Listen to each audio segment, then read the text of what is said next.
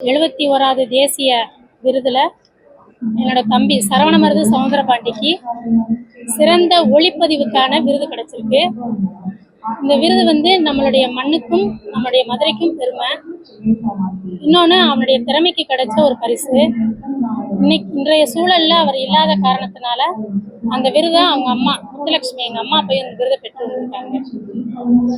Little wings என்ற short ஃபிலிம்காக கிடைச்ச ஒரு விருது. அதாவது சரவணமருது சவுந்தரபாண்டி 2023 கொலை செய்யப்பட்டு இறந்துட்டாரு.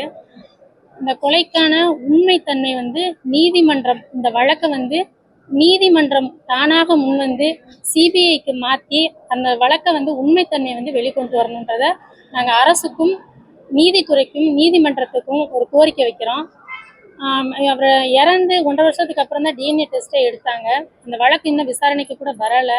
இன்னும் வழக்கு விசாரணை கூட இன்னும் கிடக்குல தான் இருக்குது.